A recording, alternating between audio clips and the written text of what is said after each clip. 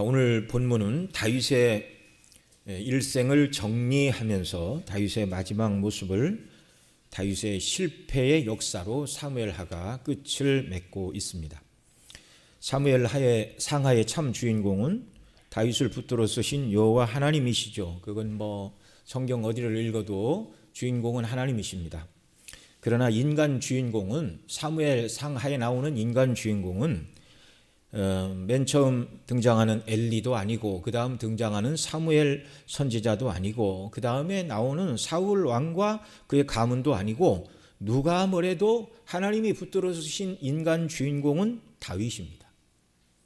그러니까 이 사무엘 상하는 하나님의 구원 역사이면서 하나님이 붙들어 쓰신 다윗 왕에 관한 이야기인데, 그런데 물론 이제 열왕기상 이제 앞부분에 가면 다윗이 솔로몬에게 유언하는 내용이 나오기는 하지만, 그것은 이제 솔로몬의 즉위를 말하기 위해서 다윗의 말 몇 마디가, 유언이 요압과 또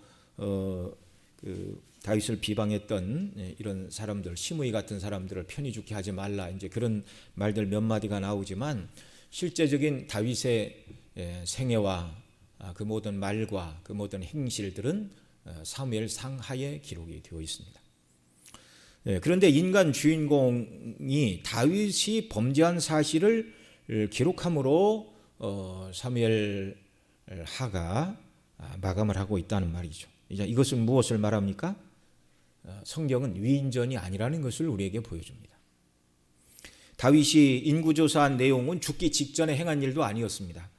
연대기적인 순서로는 사무엘하 20장까지가 연대기적인 순서이고, 21장부터 24장까지는 그 다윗의 연대기 앞부분에 빠졌던 이야기를 한꺼번에 모아서 편집한 부록과 같은 내용이라고 여러 번 말씀을 드렸는데요.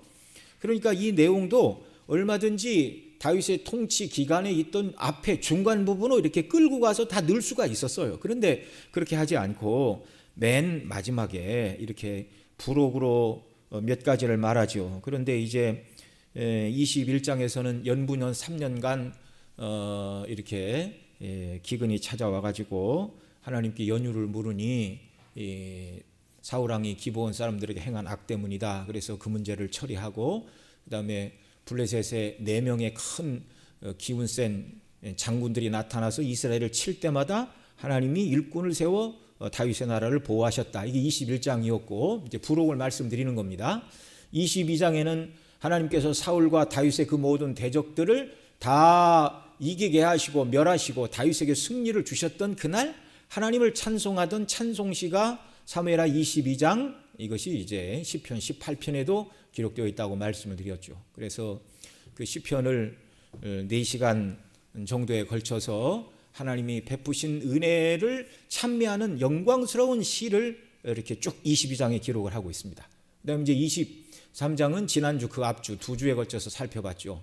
1절로 7절에서는 하나님께서 다윗에게 주신 은혜를 다윗의 마지막 말이라 그렇게 말하면서 시가 기록되어 있죠. 이 마지막 말이라는 것은 죽기 전에 숨이 꼴까닥 하기 전에 한 말이다, 그 말이 아니라 일생을 살아보고서, 하나님 앞에서 일생을 살아가고서, 내가 하나님 앞에 일생을 살아봤더니 하나님을 섬기는 삶은 이것이고, 인생은 하나님 앞에서 어떻게 살아야 됩니다라고 결론적으로 내리고 있는 권면과 권고의 말이라, 이렇게 이야기할 수 있겠습니다. 그것이 이제 다윗의 마지막 말이라, 그런 말이죠. 그래서 여러 사람들이 많은 말을 남겼죠. 어떤 기업가는 그 노년이 별로 좋지는 않았지만 젊어서 세계는 넓고 할 일은 많다, 굉장하게 젊은 사람에게 비전을 주고 혁신을 주고 그렇게 했는데, 결국은 회사가 부도가 나고 아름답지 못한 결말을 맞았죠. 이제 그런 말들이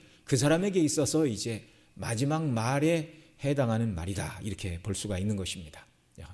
자, 다윗의 마지막 말은 무엇이었습니까? 다윗은 자기를 높이신 하나님을 찬미했는데, 그 이유는 하나님이 왜 자기를 높여주셨는가? 내가 일평생 하나님의 공의와 하나님을 경외함을 따라서 백성을 다스렸고 하나님을 섬겼기 때문이라 말하면서, 이런 사람에 대하여 다윗이 돋는 아침 햇빛 같고 구름 없는 아침 같고 비 온 후 광선으로 땅에 움이 돋는 새풀과 같다, 소망과 영광이 충만한 그런 상태를 말하죠. 하나님께서 우리 가정에게 이런 은혜를 베풀어 주셨다. 그래서 제가 예배를 시작하면서 읽은 기원의 시가 바로 그 시였습니다. 저는 돋눈의 아침빛 같고 구름 없는 아침 같고 비 후에 광선으로 땅에서 우미 돋는 새풀 같으리라. 내 집이 하나님 앞에서 이같이 아니하냐? 하나님이 나로 더불어 영원한 언약을 세우사 만사에 구비하고 견고하게 하셨으니 나의 모든 구원과 나의 모든 소원을 어찌 이루지 아니하시랴. 굉장히 영광스럽죠. 하나님께서 다윗에게 주신 그 은혜의 영광을 온전히 높이고 찬미하고 노래하고 있습니다.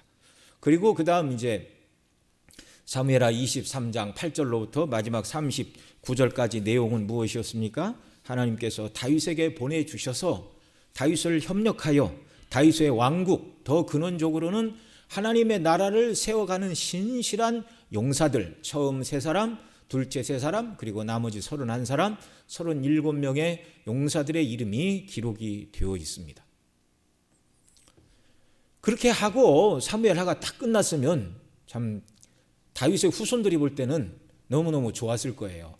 우리의 조상 다윗왕, 우리 할아버지 다윗왕이 이렇게 하나님 앞에 복을 받고 하나님께 은혜를 입고 국률하심을 입고 복되게 쓰임을 받고 그 다윗의 후손을 통하여 예수님이 오셨고 참 그렇게 끝나면 좋았겠죠.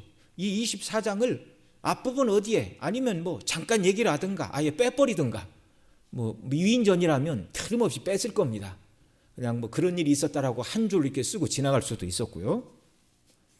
그런데 오늘 본문과 같이 사무엘하 24장 사무엘 상하의 참된 주인공은 하나님이시고 하나님이 붙들어 쓰신 인간 주인공은 다윗이라고 말씀을 드렸는데 그 다윗에 대하여 사무엘하에서 맨 마지막에 말하고 있는 내용이 다윗이 받은 영광과 존귀로 끝을 맺고 있는 것이 아니라 다윗이 범죄함으로 하나님의 징계를 받아 백성이 7만이나 죽고 고통을 받았는데 그가 하나님께 제사하고 간구함으로 하나님이 긍휼을 베풀어 주시고 재앙이 지나갔다라는 말로 다윗의 일생이 마무리되고 있다는 사실입니다. 다시 말씀을 드립니다. 성경은 위인전이 아닙니다. 하나님의 행사를 말하고 있죠. 이 24장을 통하여 다윗도 하나님의 은혜가 아니면 죄를 지을 수밖에 없는 한낱 연약한 인생이요 죄인이라는 사실을 너무나 분명하게 우리에게 보여주고 계십니다. 다윗의 그런 죄에도 불구하고 하나님께서 다윗이 회개할 때 용서의 은혜를 베풀어 주시는 자비와 긍휼의 하나님이라는 것을 증거함으로 이 사무엘 상하가 끝을 맺고 있습니다. 성경의 참 주인공은 하나님이시고 역사의 참 주인도 다윗 왕이 아닌 다윗의 연약함에도 불구하고 다윗을 붙들어 힘주시고 은혜 주시고 능력 주시어서 그를 그리스도를 예표하는 왕으로 하나님 앞에 섬기도록 은혜를 주신 하나님의 은혜의 행사라는 것을 맨 마지막에 하나님이 긍휼을 베푸시는 이 일을 통하여 다윗의 인간이 뛰어나고 잘남이 아니라 하나님이 다윗을 붙들어 주시고 긍휼을 베풀어 주신 결과라는 사실을 성경을 읽는 모든 사람들로 하여금 깨달아 알게 하시려고 의도적으로 이 사무엘하를 기록한 성경의 기자가 성령의 감동 가운데 이 내용을 맨 마지막에 기록을 하고 있다는 사실입니다. 정말 이 사실을 기억하고 저와 여러분은 형통한 날에는 하나님을 찬송하고 곤고한 날에는 기도하는 가장 기본이 되는 이 자세를 잊지 말아야 할 줄로 믿습니다. 사람이 형통한 날에는 하나님만 찬송해야 돼요. 그런데 형통하게 되면 문제가 뭡니까? 교만이 올라온다는 거예요. 자기 자랑이 올라온다는 거예요. 내가 이만큼 해서 이 나라를 이루었다라는 자기 자랑과 자만심이 올라온다는 사실입니다. 아담의 후손이라 인생은 어쩔 수가 없는 것이죠. 자, 오늘 본문 1절 같이 읽겠습니다. 24장 1절 시작. 여호와께서 다시 이스라엘을 향하여 진노하사 저희를 치시려고 다윗을 감동시키사 가서 이스라엘과 유다 인구를 조사하라 하신지라. 아멘. 자, 여러분 인구 조사가 왜 죄가 되죠? 민수기에 보면 1장에도 26장에도 2번 인구 조사를 했습니다. 첫 번째는 60만 몇 명, 두 번째도 60만 그보다 조금 몇천 명 많은 숫자, 대략 처음과 두 번째 다 60만이 조금 넘는 그런 숫자. 그런데 하나님께서 모세에게나 이스라엘 백성들에게 진노하지 않으셨어요. 인구조사를 했는데. 왜 그렇죠? 그것은 하나님께서 인구조사를 하라고 명령하셨기 때문에 그렇습니다. 말씀대로 순종해서 하는 건 죄가 되지 않는 일이죠.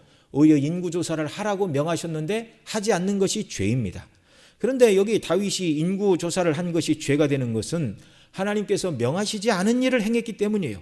물론 일반적으로 그렇게 생각할 수 있죠.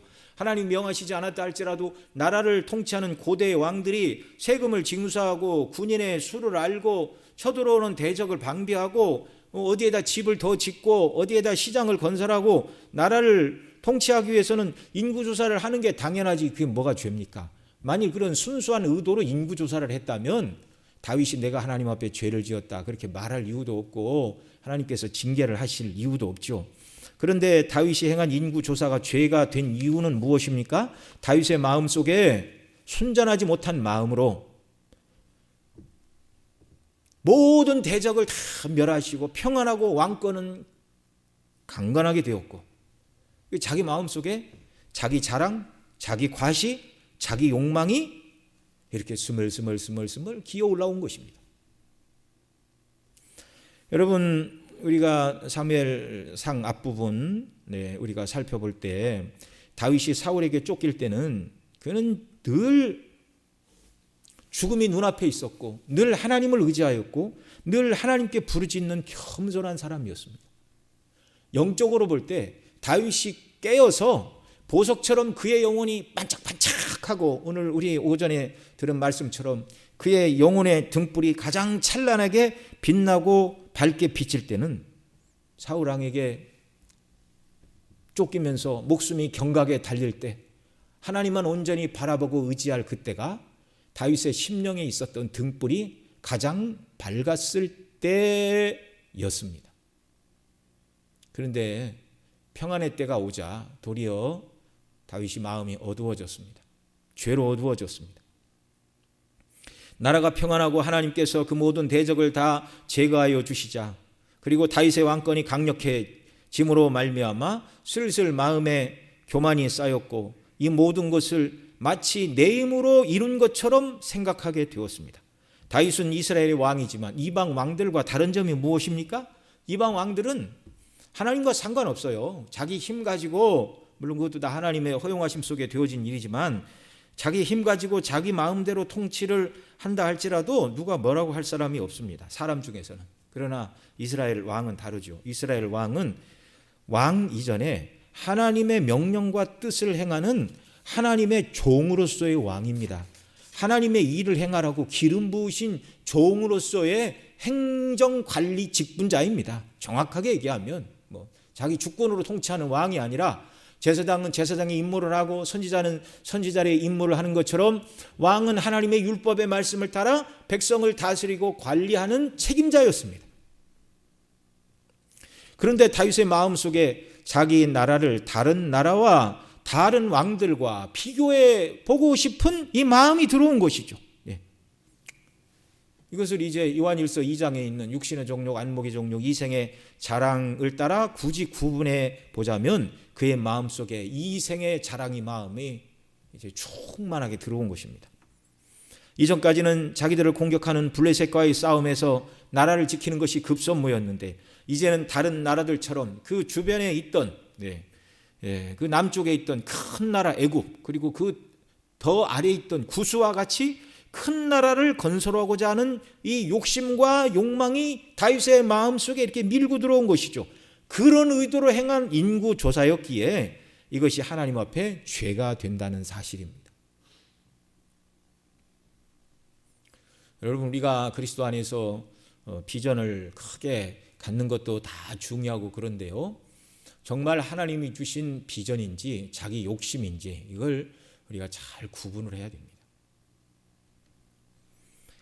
사람이 고난의 때에는 잘 넘어지지 않습니다. 납작 엎드려 하나님의 은혜를 구하기 때문이죠. 그러나 형통한 날에는 교만해지기 쉽습니다. 내가 뭔가를 많이 했다고 생각하는 순간 공로주의에 빠지게 되고 자기를 주장함으로 교만의 죄를 지을 가능성이 높아지는 것이죠. 그래서 형통한 날에는 자기 자랑과 공로주의와 교만을 누르고 눌러서 하나님 말을 찬송해야 되고, 고난의 날에는 낙심과 좌절 대신 엎드려 전능하신 하나님의 도우심을 간구해야 하는 것입니다.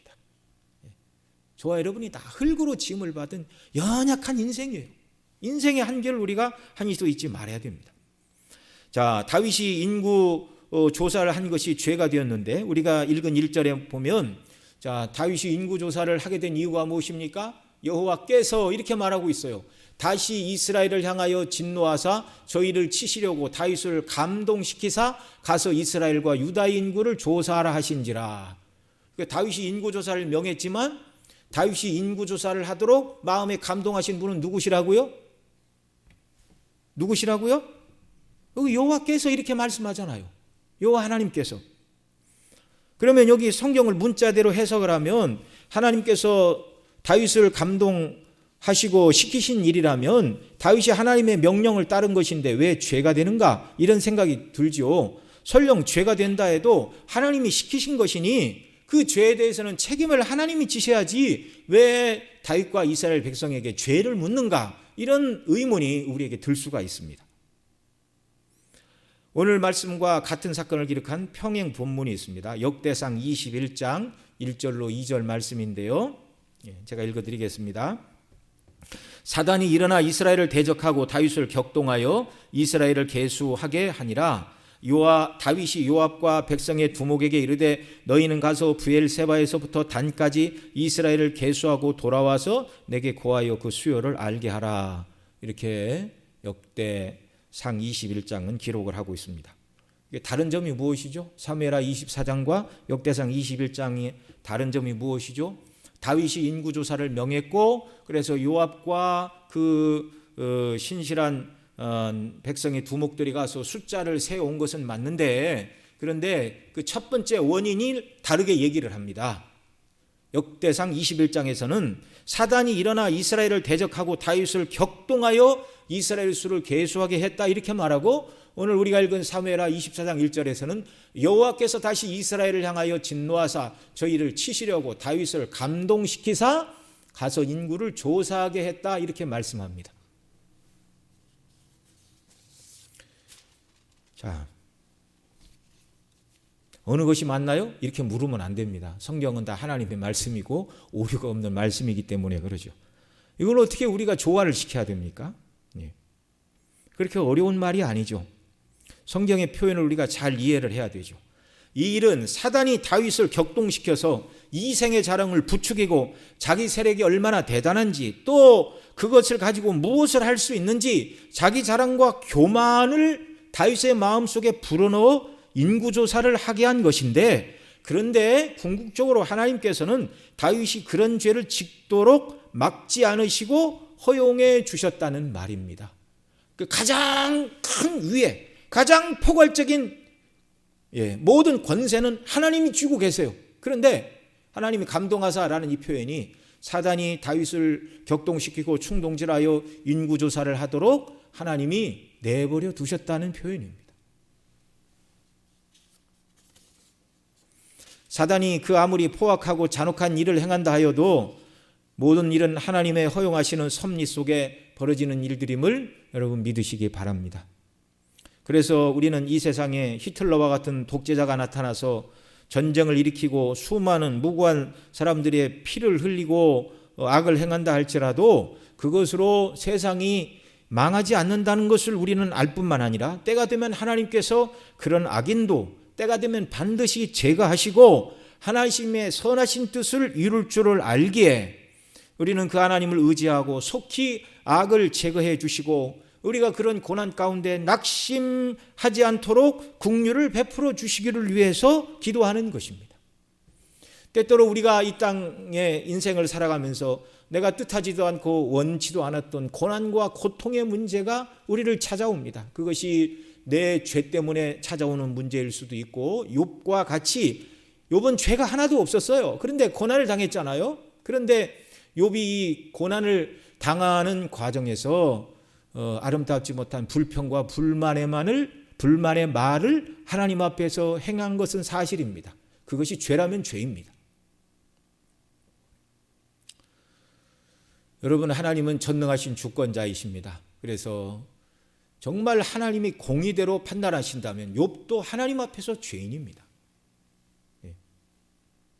마음속에 악한 생각을 한 번만 품어도 그것이 죄인데 어떻게 하나님 앞에서 깨끗한 사람이 있을 수가 있습니까? 그러나 욥이 내가 하나님 앞에 죄가 없다라고 항변하는 것은 다른 사람과 비교해 볼 때 그렇게 징계를 받을 만한 죄가 없다, 그런 항변이죠. 여러분, 때때로 우리에게 욥이 당한 일과 같이 우리가 이해할 수 없는 인생의 고난, 어려움, 고통의 문제가 우리를 찾아온다 할지라도 그것이 하나님의 섭리 가운데 벌어진 일임을 여러분 우리가 알고 끝까지 하나님을 신뢰하고, 여러분 욥의 고난을 보세요.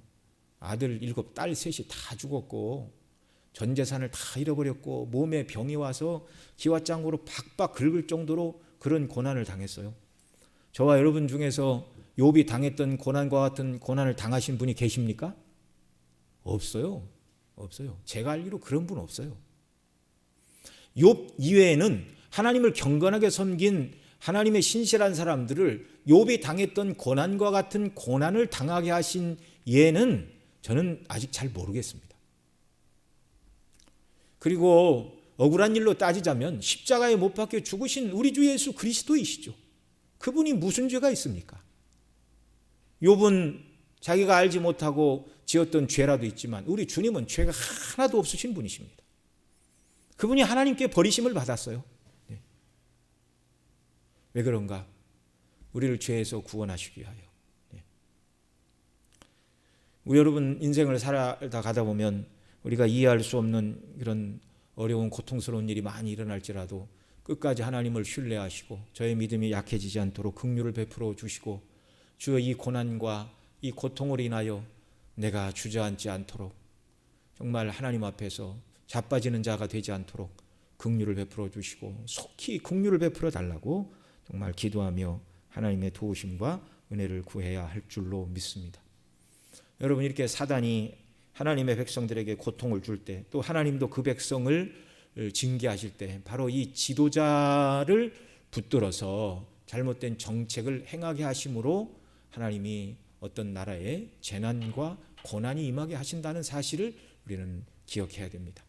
사울이 기브온 사람들을 죽인 죄로 말미암아 연분연 다윗 시대에 3년 기근이 이르렀던 것처럼, 또 다윗이 인구조사를 행한 이 일로 말미암아 온 이스라엘이 고통을 당했던 것처럼 왕은 그 나라의 대표이죠. 그래서 정말 하나님께서 한 나라를 징계하실 때는 지도자가 잘못된 생각을 갖도록 그렇게 하나님이 허용하시는데, 그래서 우리는 나라의 대통령을 위해서도 기도해야 되고 서울시 시장을 위해서도 기도해야 되고 은평구 구청장, 관리들을 위해서 기도해야 됩니다. 이게 개혁주의에서 가르치는 바예요. 교회 목회자와 장로님들을 위해서 기도해야 되는 건 더 말할 필요도 없고 일반 세상의 지도자를 위해서도 기도해야 됩니다.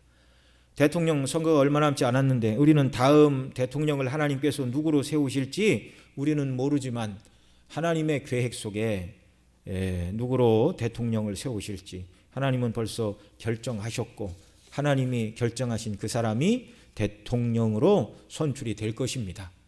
그러나 우리는 누가 대통령이 되든지 내가 지지하지 않는 사람이 대통령이 되었으니 나는 관심 없다, 그렇게 해서는 안 되고요. 하나님께서 누구를 대통령으로 세우시든지 하나님께서 허용하신 이 대통령을 잘 붙들어 주시고 나라를 바르게 통치하고 백성들이 고난을 당하지 않고 나라가 평안함으로 그 대통령이 또 교회를 보호하는 그런 역할을 일반 은총 영역에서 잘 감당하는 은혜를 베풀어 달라고 기도해야 하는 줄로 믿습니다. 교회 지도자들 위해서는 더 많이 기도해야 됩니다.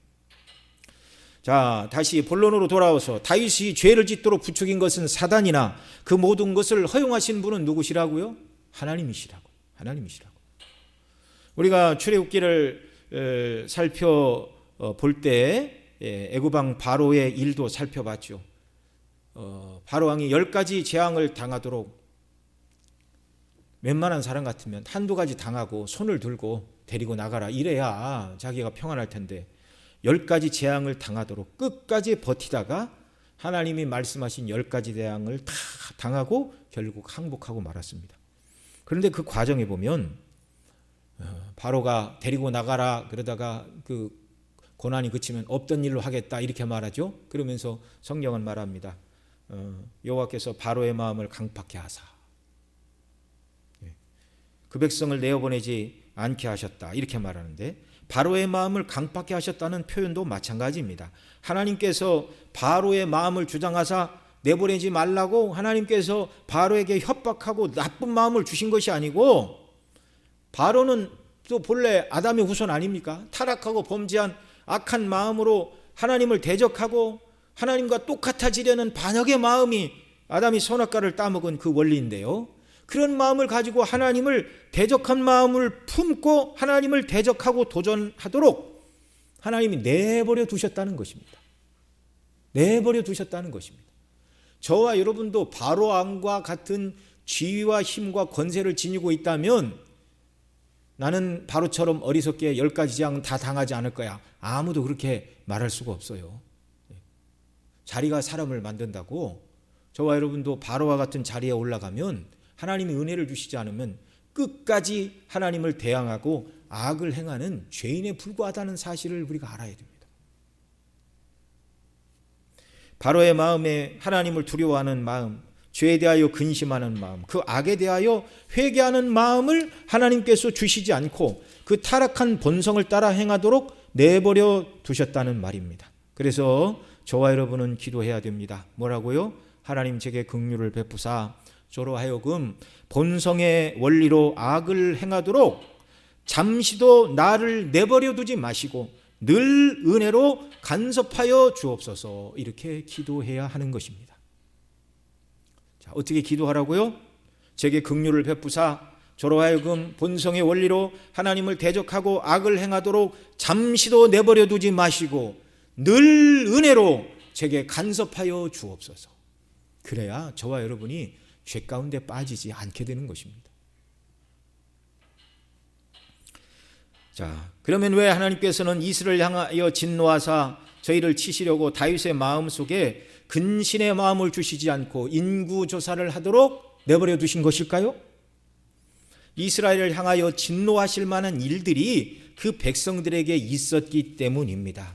성경에서는 명백하게 오늘 1절에 말하는 것처럼 여호와께서 다시 이스라엘을 향하여 진노하사 저희를 치시려고, 왜 진노하시는가 그 이유를 오늘 본문에서는 말씀하지 않습니다. 그러나 왜 무엇이 이스라엘 백성들의 삶의 모습 중에 무엇이 하나님의 진노를 받을 만한 일이었을까? 그것은 우리가 생각해 볼 수 있죠. 그것은 한마디로 얘기하면 그 모든 이스라엘 백성들이 하나님의 통치를 온전히 기뻐하지 않았다는 것입니다. 사울이 죽고 7년 6개월간 유다가 다윗이 홀로 유다 지파의 왕으로 통치를 했습니다. 왜 그렇죠? 사울 왕이 죽었음에도 불구하고 이스라엘 10지파 전체가 다윗을 왕으로 모시기를 거절했어요. 그런데 이미 선지자 사무엘을 통하여 사울 다음에는 다윗이 이스라엘의 왕이라고 하나님의 선지자를 통하여 기름을 부어서 이스라엘 백성 모두가 알고 있습니다. 그러면 사울 왕이 죽었으면 얼른 모든 이스라엘 12지파가 합해갖고 다윗을 왕으로 추대하고, 다윗을 왕으로 추대한다는 건 무엇이죠?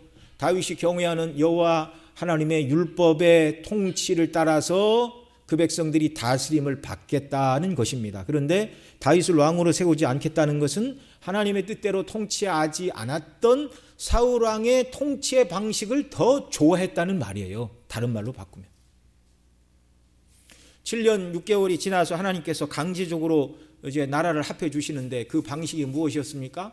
아브넬, 사울의 군장이었던 아브넬이 다윗에게 와서 나머지 10지파를 당신에게 돌려드리겠습니다, 이렇게 얘기를 하잖아요. 근데 그 얘기를 한 이유가 뭐예요?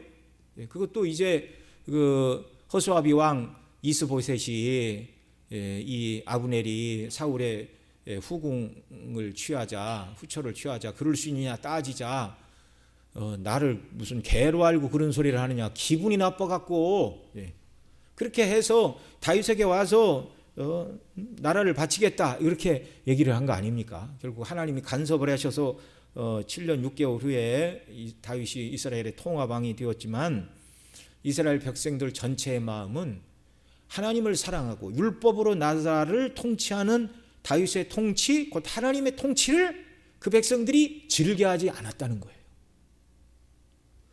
여러분, 어느 시대나 마찬가지입니다.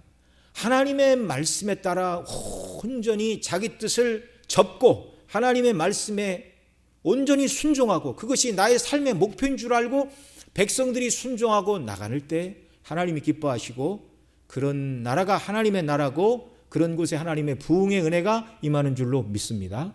그러나 몸은 교회에 나와 있지만 마음은 하나님의 뜻을 거스리고 내가 교회에 나오기는 나오지만 하나님이 말씀하신 십계명도 마음에 안 들고 또 인생의 목적이 하나님의 영광이라는 것도 마음에 안 들고 어저께인가 무슨 뉴스를 봤더니 어떤 대학 교수가 비트코인에 투자해서 돈을 벌만큼 벌어서 은퇴를 했다고 그렇게 얘기를 하더라고요.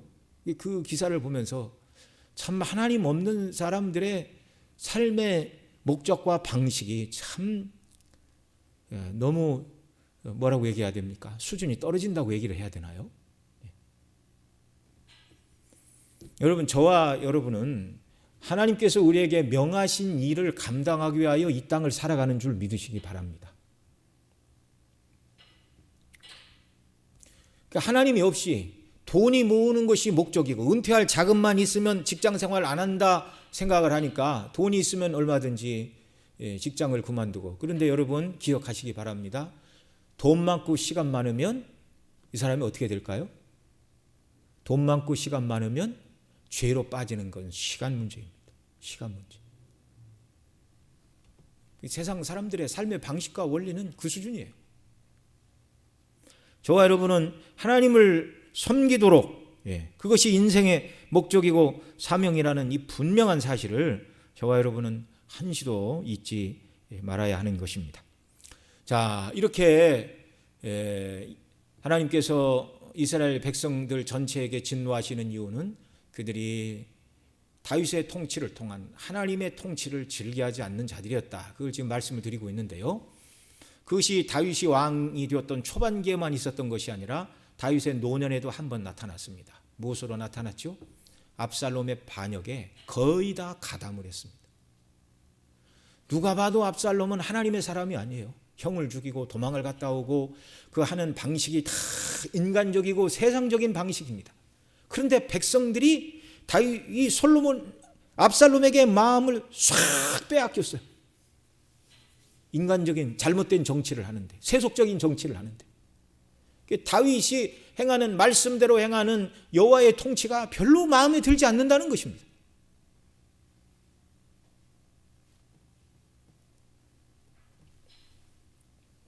이런 연유로 하나님께서는 다윗이 인구 조사를 하도록 사단이 그를 부추길 때 내버려 두셨고, 결국 다윗이 이런 죄를 지은 다음에 징계하심으로 말미암아 그 모든 백성들이 온전히 하나님을 향하지 않던 잘못된 삶의 방식에 대하여 지적을 하시고 온전히 하나님께 돌이키게 하시는 이런 방식을 사용을 하신 것입니다.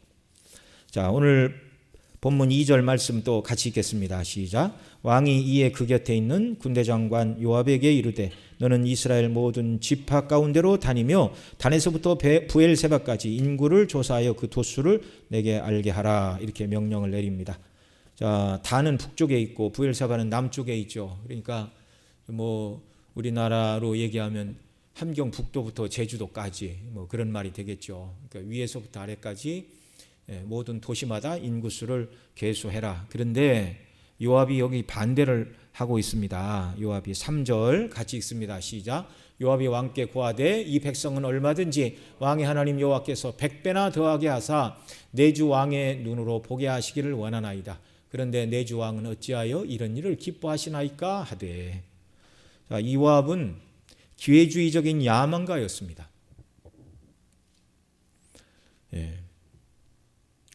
충성스럽지 않은 사람이었죠. 23장에서 다윗의 첫째 세용사, 둘째 세용사, 나머지 31명의 용사 속에서도 요압의 이름은 발견되지 않았다고 말씀을 드렸고요. 또 우리 올로 목사님 말씀하신 것처럼 왜 요압의 이름이 없는가? 요압은 진정으로 다윗에게 충성한 사람이 아니었습니다. 다윗 아래에 있었지만 자기 나라를 구가하고 자기 정치를 한 사람이에요. 야망가예요. 기회주의자예요. 그런 요압의 눈에도 이것은 좋지 않은 일로 비쳤습니다. 충성스럽지 않은, 신실하지 않은 요압의 입을 통해서 하나님은 지금 내가 하는 일이 온당하지 못하다라는 것을 지금 1차 경고를 하고 계시는 것이죠. 그럼에도 불구하고 이 다윗은 이 일을 그만둘 마음이 없습니다. 자, 4절 또 같이 읽습니다. 왕의 명령이 요압과 군대 장관들을 재촉한지라 요압과 장관들이 이스라엘 인구를 조사하려고 왕의 앞에 물러가서 5절 요단을 건너 갓골짜기 가운데 성읍 아로엘 우편 곧 야셀 맞은편에 이르러 장막을 치고 6절 길라앗에 이르고 닷딤 후시 땅에 이르고 또 다나얀에 이르러서는 시돈으로 돌아가서 7절 두로 견고한 성에 이르고 히윗 사람과 가나안 사람의 모든 성읍에 이르고 유다 남편으로 나와서 부엘사바에 이르니라. 8절 저희 무리가 국중을 두루 돌아 9달 20날 만에 예루살렘에 이르니라. 인구 조사를 하는 기간이 총 얼마가 걸렸다고요? 9달 20날. 그러니까 39, 27에 290일 걸렸다 그 말이죠. 거의 300일. 거의 300일을 돌고 돌아 인구 조사를 하였습니다. 그러니까 여러분 300일이면 290일이면 적은 기간입니까? 긴 기간입니까? 적다면 적고 길다면 길지만 그러나 다윗이 돌이키고 회개하기에는 충분한 기간이었습니까? 부족한 기간이었습니까? 충분하고도 남는 기간이었어요. 충분하고도 남는 기간. 그런데 그 사이에 다윗이 회개를 하지 않습니다. 참 하나님께서 그 백성을 징계하시려고 긍휼을 베풀어 주시지 않으니까 이런 일이 발생한 것이죠. 9절 또 읽습니다. 요압이 인구 도수를 왕께 고하니 곧 이스라엘에서 칼을 빼는 담대한 자가 80만이요 유다 사람이 50만이었더라. 그러니까 나머지 이스라엘 11지파 그 다음에 유다 지파 따로 계수했는데 이스라엘 12지파에서 80만 유다에서 50만 합하면 얼마죠? 130만. 적습니까? 많습니까? 이스라엘 역사 속에서 130만이면 가장 많은 숫자였어요. 앞서 민수기 1장하고 26장에서 인구조사를 했다고 말씀을 드렸는데 두 번 다 60만이 조금 넘는 숫자입니다. 그러니까 애굽에서 나온 숫자, 가나안 땅에 들어간 숫자가 60만이었는데 물론 그 광야에서 20세 이상으로 계수된 사람은 여호수아와 갈렙 빼고는 다 죽었죠. 그러니까 20살 이하로 나온 아이들과 그 다음에 광야에서 태어난 사람들, 그러니까 나이가 여호수아 갈렙만 60이 넘었고 그 아래 사람들은 60 아래부터 이렇게 그 인구 60 아래부터 20살까지 그 인구가 60만이었다 그 말이죠. 그런데 20살 이상으로 애굽에서 나온 사람은 여호수아와 갈렙밖에 되지 않았습니다. 여러분 여기 다윗이 130만이라는 인구를 가지고 그게 대단하다 이런 생각이 들 수도 있었겠지만 여러분 우리는 숫자만 가지고 자랑할 일이 아닙니다. 숫자만 가지고 자랑할 일이 아닙니다. 정말 큰 교회 사람이 많이 모인다, 적게 모인다고 그것이 다 아름다운 일이다 그렇게 말하기는 어렵지만 숫자가 많은 것 자체가 온당한 것이 아니라 그 많은 숫자 모두가 하나님이 기뻐하시는 견고한 믿음의 사람들이어야 되고 복음의 용사들이 되어야 하는 줄로 믿습니다. 앞서 말씀드린 대로 애굽에서 나온 60만 중에 물론 하나님께서 나이 많은 모세, 아론 이런 사람들은 이미 다 천국으로 불러가셨죠. 광야에서 죽은 모든 사람이 다 지옥 갔다는 얘기는 아닙니다. 그러나 약속의 땅에 들어간 사람은 신실한 사람 둘밖에 되지 않았다. 그러니까 이것은 하나님께서 기뻐하시고 원하시는 일꾼들의 숫자는 많지 않았다는 것이죠. 그러니까 외적인 숫자를 자랑할 것이 아니라 우리 개개인 모두가 다 하나님이 기뻐하시는 믿음의 사람들로 견고히 서는 이 사실을 기뻐해야 하는 줄로 믿습니다. 그리고 우리 중심교회 모든 성도님들 한 사람 한 사람은 하나님 보시기에 신실한 참된 하나님의 자녀요 일꾼이요 복음의 영광을 위하여 헌신하는 사람들로 주님 앞에 발견되기를 소원합니다. 자, 이렇게 130만의 인구 조사가 이렇게 있었는데요. 자, 그다음 이제 10절, 오늘 본문 24장 10절 말씀 같이 읽습니다. 다윗이 인구 조사를 한 후에 그 마음이 자책하고 여호와께 아뢰되 내가 이 일을 행함으로 큰 죄를 범하였나이다. 여호와의 의제 간과옵나니 종의 죄를 사하여 주옵소서. 내가 심히 미련하게 행하였나이다 하니라. 인구 조사를 한 다음에 다윗이 그것이 죄가 된다는 사실을 깨달았어요. 미리 회개했더라면 얼마나 더 좋았을까요? 그래서 항상 우리는 정말 하나님께서 은혜를 주셔서 형통한 날에는 하나님만을 찬송해야 되고 공고한 날에는 기도해야 된다는 이 자세, 그리고 앞서 말씀드린 것처럼 하나님이여 내게 긍휼과 자비를 베푸사 나에게 잠시 동안만이라도 하나님의 은혜를 떠나 본성의 원리로 행하는 일이 없도록 항상 나를 주의 은혜로 붙들어 주시고 긍휼을 베풀어 달라고 기도하고 기도해야 하는 것입니다. 자, 이렇게 다윗이 죄를 지었다는 것을 깨닫고 하나님 앞에 회개를 합니다. 그래서 하나님께서 이제 11절 다윗의 회개 기도를 들으시고 선지자를 보내시죠. 11절 같이 읽습니다.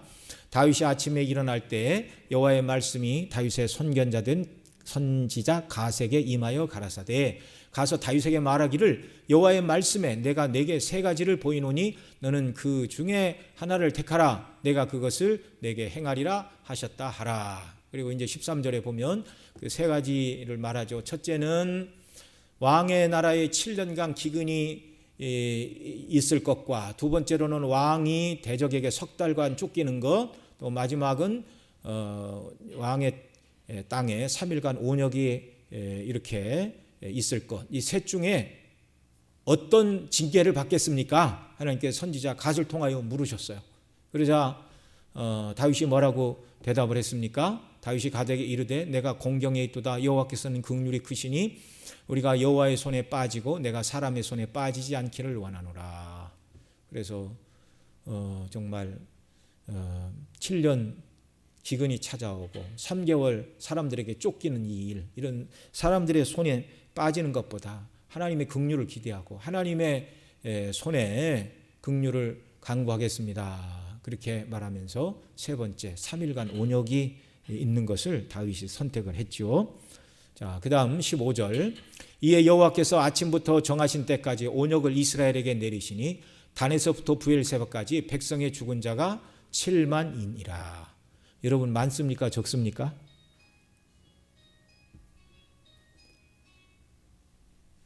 많다면 많고 적다면 적지만 아니 다윗의 그 죄로 말미암아 하나님이 이렇게 많은 무고한 사람을 죽게 하시는가 이런 생각이 들겠죠. 그러나 인간의 죄에 비해서 하나님께서 그 백성에게 내리시는 징계는 한없이 가볍고 가볍다는 사실을 우리가 기억을 해야 됩니다.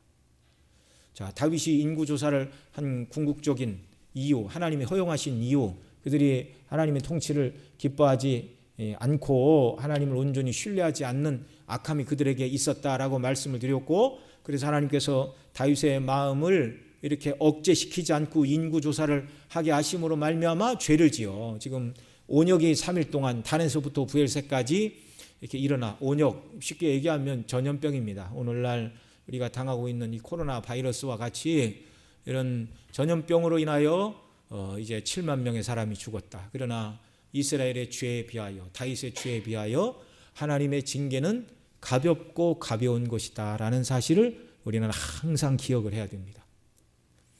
예수님 재림하시는 날 모든 악한 죄인들과 사단과 그의 졸개인 마귀들을 하나님께서 불못에 멸하실 것입니다. 그날이 되면 하나님이 얼마나 공의로우시고 하나님을 거역한 죄의 결과가 얼마나 처절하고 악한 진노의 대가를 치러야 되는가를 우리 눈으로 똑똑히 보게 될 것입니다. 그러나 다윗에게 내리신 이 진노도 하나님의 긍휼이었어요. 자, 그 다음 16절 봅니다. 천사가 예루살렘을 향하여 그 손을 들어 멸하라 하였더니 여호와께서 이 재앙 내림을 뉘우치사 백성을 멸하는 천사에게 이르시되, 자, 뭐라고 하셨습니까? 족하다. 이제는 내 손을 거두라 하시니. 하나님이 천사가 볼 때 다윗과 이스라엘의 백성들의 죄는 이것으로, 이만큼의 사람이 죽고 징계를 당하는 것으로 끝날 죄가 아니라고 생각을 해서 천사는 손을 거둘 생각이 없는데 하나님께서는 뭐라고 그러십니까? 족하다. 이 재앙 내리심을 뉘우치사, 인간적인 표현이죠. 긍휼히 여기시고 불쌍히 여기셨다, 그 말입니다.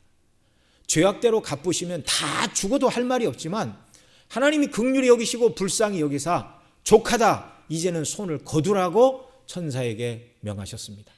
때 여호와의 사자가 여부스 사람 아라우나의 타작 마당 곁에 있는지라. 하나님께서 다윗의 눈을 열어 이걸 보게 하셨어요. 천사가 예루살렘을 향하여 그 손을 들어 멸하려 하였더니 여호와께서 이 재앙, 17절, 다윗이 백성을 치는 천사를 보고 곧 여호와께 아뢰어 가로되 나는 범죄하였고 악을 행하여 쌌거니와 이 약무리는 무엇을 행하였나이까? 청컨대 주의 손으로 나와 내 아비 집을 치소서. 다윗의 기도가 참 그리스도의 예표라 할 만하죠. 나와 내 아비 집을 치소서. 예수님은 죄가 없으신 분이지만 저와 여러분의 죄를 대신 짊어지시고 하나님의 진노와 공의 형벌을 대신 당해 주셨습니다. 백성도 죄가 있고 다윗도 죄가 있죠. 그러나 하나님이 이 기도를 받으시고 긍휼히 여겨주십니다. 18절, 이날에 가시 다윗에게 이르러 고하되 올라가서 여부스 사람 아라우나의 타작 마당에서 여호와를 위하여 단을 쌓으소서. 거기에 온역으로 치는 여호와의 사자가 서 있는 그 마당에 가서 여호와를 위하여 단을 쌓으소서, 이렇게 말하고 있죠. 다윗이 여호와의 명하신 바 가세 말대로 올라가니라. 아라우나가 바라보다가 왕과 그 신복들이 자기를 향하여 오물 보고 나가서 왕의 발 앞에 엎드려 땅에 대고 절하며. 21절 같이 읽습니다. 가로되 어찌하여 내 주 왕께서 종에게 임하시나이까? 다윗이 가로되 내게서 타작 마당을 사서 여호와께 단을 쌓아 백성에게 드리는 재앙을 그치게 하려 함이로다. 다윗은 거저 제사 드리지 않고 돈을 들여 타작 마당을 사고 값을 치르고 하나님께 제사를 드리고자 하였습니다. 이게 하나님 예배하는 사람들의 온당한 예배이죠. 남의 예물로, 남의 것으로 드리는 제사는 하나님이 기뻐하시지 않습니다. 22절, 아라우나가 다윗에게 고하되 원컨대 내 주 왕은 좋게 여기시는 대로 취하여 드리소서. 번제에 대하여는 소가 있고 벨나무에 대하여는 마당지라는 제구와 소의 멍에가 있나이다. 23절, 왕이여 아라우나가 이것을 다 왕께 드리나이다 하고 또 왕께 고하되 왕의 하나님 여호와께서 왕을 기쁘게 받으시기를 원하나이다. 아라우나는 다 왕에게 바친다고 그랬어요. 그러나 거저 받을 리가 없죠. 24절, 왕이 아라우나에게 이르되 그렇지 아니하다. 내가 값을 주고 내게서 살이라. 값 없이는 내 하나님 여호와께 번제를 드리지 아니하리라 하고. 내 것이 아닌 것으로 제사를 드리면 내 제사가 아니죠. 하나님께 드리는 제사는 내 것을 드리는 것입니다. 내 것을 희생해서 하나님께 드리는 것입니다. 내 하나님 여호와께 값없이는 번제를 드리지 아니하리라 하고 은 50세겔로 타작 마당과 소를 사고, 그 다음 25절 같이 읽습니다. 그곳에서 여호와를 위하여 단을 쌓고 번제와 화목제를 드렸더니 이에 여호와께서 그 땅을 위하여 기도를 들으심에 이스라엘에게 내리시는 재앙이 그쳤더라. 하나님께서 다윗이 하나님께 드리는 번제 제사를 받으셨습니다. 이 번제 제사는 무엇을 예표하는 것이죠? 그리스도의 죽으심과 희생을 예표하는 것이 바로 이 번제 제사입니다. 모든 백성의 죄를 용서하시되 장차 예수님이 십자가에 못 박혀 죽으셔서 백성의 죄를 속량하실 그 대속을 하나님이 내다보시고 그것을 예표하는 번제 제사를 하나님이 받으시고 비로소 그 모든 재앙을 멈추셨다, 이렇게 말하고 있습니다. 오늘 사무엘하 24장, 성경 전체의 주인공은 하나님이라고 말씀을 드렸는데 24장에서도 역시 주인공은 다윗이 아니고 여호와 하나님입니다. 다윗은 그의 욕심으로 또 사단의 격동함을 받아서 인구 조사를 하였습니다. 마음이 교만하여져서 내가 세운 왕국이 얼마나 크고 다른 나라와 한번 견주어 보고 이 군대를 가지고 어디를 정복할까, 이런 이생의 자랑으로 들떠서 범죄하였습니다. 하나님은 다윗과 그 모든 백성들을 다 진노로 멸하셔도 마땅하지만 긍휼을 베푸셨어요. 진노 중이라도 다윗이 하나님께 드리는 제사를 받으시고 긍휼을 베풀어 주셨습니다. 여러분, 오늘 본문 1절 맨 앞에 1절 띄워주시기 바랍니다. 자, 1절 다시 한번 읽습니다. 여호와께서 다시 이스라엘을 향하여 진노하사 저희를 치시려고 다윗을 감동시키사 가서 이스라엘과 유다 인구를 조사하라 하신지라. 자, 여기 1절 누구께서요? 여호와께서. 주인공이 누구십니까? 여호와 하나님입니다. 마지막 25절 다시 읽습니다. 25절 시작. 그곳에서 여호와를 위하여 단을 쌓고 번제와 화목제를 드렸더니 이에 누구께서? 여호와께서 그 땅을 위하여 기도를 들으심에 이스라엘에게 내리시는 재앙이 그쳤더라. 이렇게 말씀합니다. 저와 여러분이 이 땅을 살아가고 때로 하나님 손에 붙들려 쓰임을 받고 그러지만 저와 여러분이 주인공이 아닙니다. 여호와께서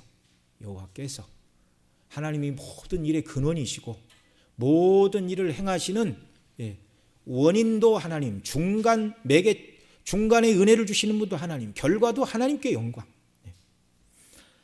이 하나님 앞에서 하나님이 연약한 다윗을 붙들어 쓰심으로 이 나라가 유지되고 그리스도의 오심을 예표하는 나라가 되도록 다윗에게 긍휼을 베풀어 주셨다. 결론은 이걸 말하고 싶은 것입니다. 이 사무엘 상하의 기자는. 여러분, 하나님께서 모든 것을 행하십니다. 하나님께서 그리스도 안에서 우리를 용서하시고 긍휼을 베푸시고 은혜 주심을 믿으시기 바랍니다. 겸손히 하나님의 긍휼을 구하고 평생 하나님의 손에 붙들려 복되게 쓰임받는 저와 여러분 모두가 되시기를 바랍니다. 기도하겠습니다.